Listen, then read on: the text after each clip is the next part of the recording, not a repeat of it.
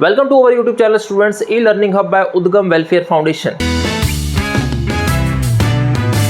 In this video series we are going to discuss the case studies about relations. I have prepared these case studies exclusively by myself and it is going to enhance your mathematical skills if you are into CBSE or ISC board. In this particular video we are going to discuss one case study and later on we are going to discuss more case studies on different topics and different chapter, which is going to help you in your coming board exams. So let's get started. So students, this is our first case study on relations. In a senior secondary school, the principal decided to analyze the interaction pattern between teachers and students for better management of academic resources.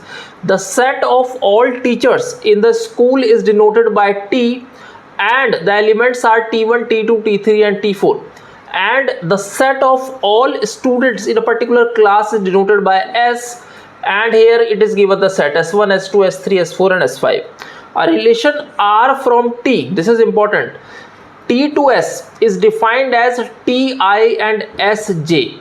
If teacher Ti interacts with student Sj during the week, the following pairs are included in R: T1 S1, T1 S2, T2 S2, T2 S3, T3 S4 and T4 S5. Using this context, answer the following multiple choice question. Now on the basis of this, I have prepared MCQs, 5 MCQs which are going to help you to enhance your skills on relation chapter. Also, you are going to tackle the case study problems in the coming board exam. So let's move forward and discuss our first question. So students, this is our first question. It states, what is the domain of the relation? So let's see our question first. So if we see here, then the first element of the relation, that is T1, T1, T2, T3 and T4. These are the domains, that means T1, T2, T3 and T4. So these are the domain of the relation. So let's check our MCQ options. So here we have T1, T2, T3 and T4. So this is our answer, that is option A is the correct answer. So what is the domain of the relation R? T1, T2, T3 and T4. Now let's move towards our next question. So students, this is our next question, that is question number 2. What is the range of the relation R? Now let's check our relation and find out what is the range of that particular relation. So students, here we can see that the second element of this relation, this is S1, S2, S3, S4 and S5. S1, S2, S3, S4 and S5. This is basically the relation range.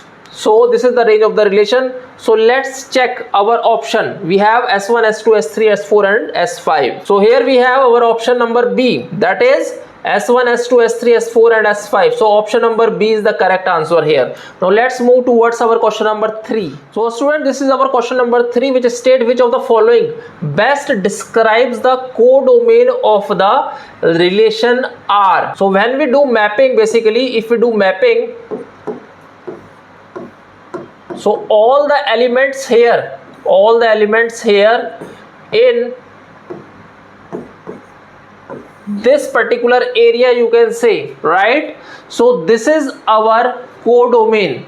So let's understand with our question here. So we have our relation R from T to S. So T to S, this is our T and this is our S. So all the elements which belong to S will be our codomain.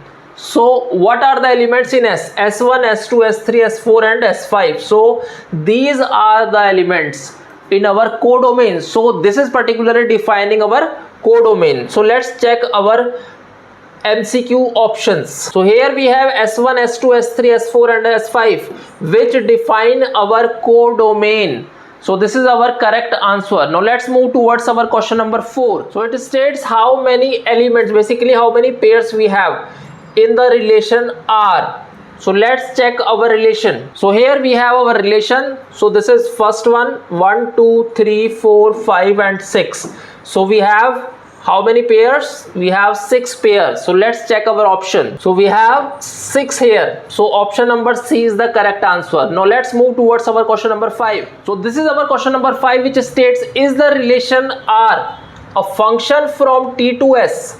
So let's understand this particular question by using mapping, whether it is a function or not. That means the given relation is a function or not. So students, this is our relation, and let's check out by using mapping whether it is a function or not. So relation is from T to S. So elements in T are T1, T2, T3, T4, and elements in S is S1, S2, S3, S4 and S5. Very simple. Now let's understand whether the mapping states it is a function or not.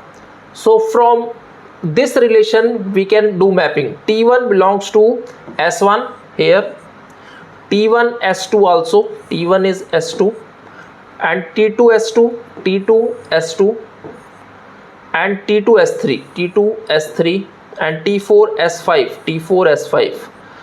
So here we can see that it is not a function, because for a function you should have one output. That means one element here should map to another element. Here what we are seeing, basically for each input we have two different outputs. So if you know the definition of a function, then for multiple inputs you should have a single output here.